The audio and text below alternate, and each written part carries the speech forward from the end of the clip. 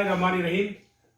नाजरीन, सबा digital news Islamabad से हम आपका खैर मकदम करते हैं। और ऐवान बाला के इंतखाबात के मैदान में, इंतखाबी मैदान में 170 उम्मीदवारान के कागजात नामजदगी जमा हो गए हैं।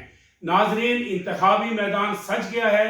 170 उम्मीदवारान के कागजात नामजदगी जमा हो गए हैं और ये सेनेट के पहले इंतखाबात होंगे जिनमें हुकूमत अपोजिशन जमातों में तलखियाँ छोड़ जाएंगे, क्योंकि टिकटों की तकसीम पर सियासी जमातों में इख्तलाफात पाए जाते हैं, नाराजगी पाई जाती है और हो सकता है कि किसी जमात में कोई ये इंतखाबात दरार डाल जाए। अब मैं आपको ये बताना चाहता हूँ कि जहाँ अहम रहनुमा सेनेट से 11 मार्च 2021 को सुबकदोश हो जाएंगे, वहीं 3 आला साबिक फौजी अफसरान भी 11 मार्च 2021 को सेनेट रुकनीत की हैसियत से उनकी ख़त्म हो जाएगी।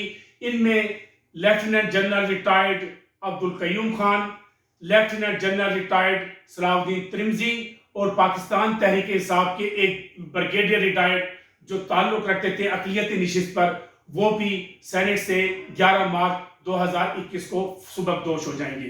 तो मैं अब आपको ये बताते चलूँ कि पाकिस्तान की तारीख में ये पहला मौका है कि किसी पार्टी के चेयरमैन को सेनेट के इंतखाबात से बाहर कर दिया गया है।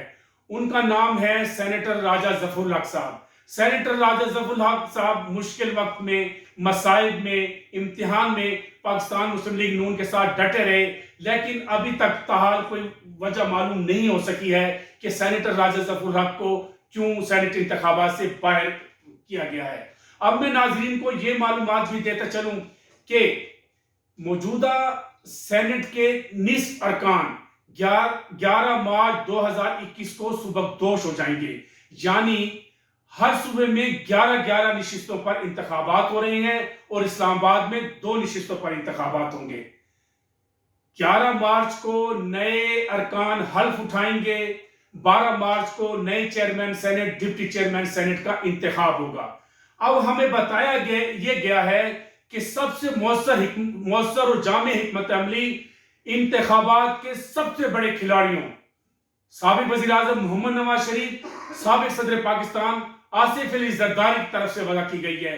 नवाज शरीफ और आसिफ अली ज़रदारी में ज़बरदस्त हमआहंगी के बारे में बताया जा रहा है।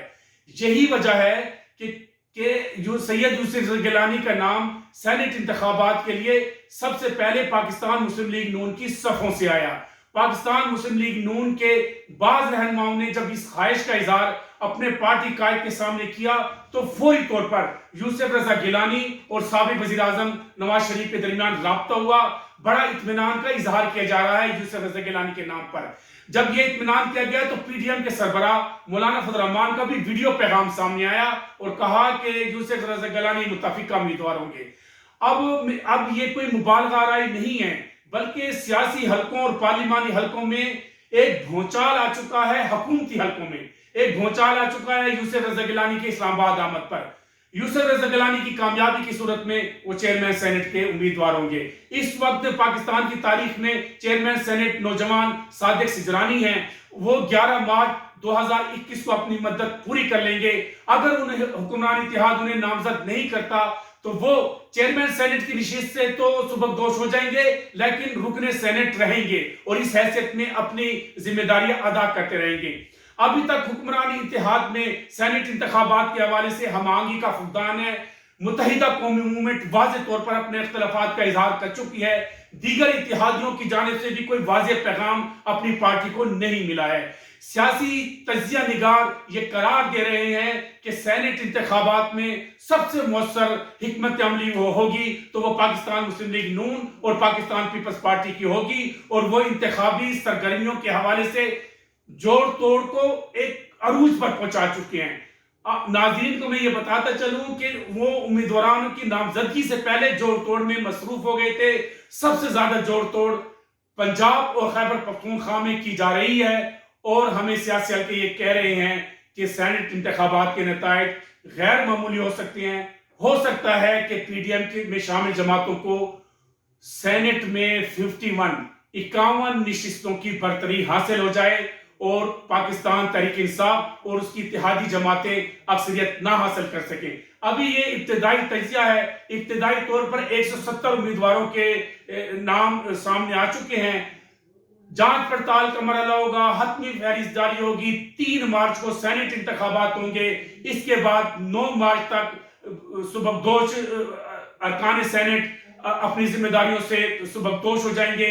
11 مارچ کو نئے ارکان حلف اٹھائیں گے، 12 مارچ کو چیئرمین سینٹ ڈپٹی چیئرمین کا انتخاب ہوگا۔ محمد اکرم عابد، ہم آپ کو مزید تفصیلات بتاتے رہیں گے۔ ہمارا چینل ضرور سبسکرائب کیجئے گا تاکہ ہماری ویڈیو سب سے پہلے آپ کو ملے۔